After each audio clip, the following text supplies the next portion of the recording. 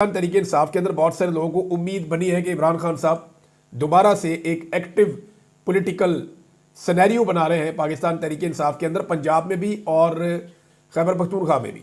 पंजाब में जैसे ही उनका नाम आया आलिया हमदा साहिबा का, तो उनकी एक्टिविटीज़ भी शुरू हो गई और उन्होंने रावलपिंडी में एक मीटिंग भी की है।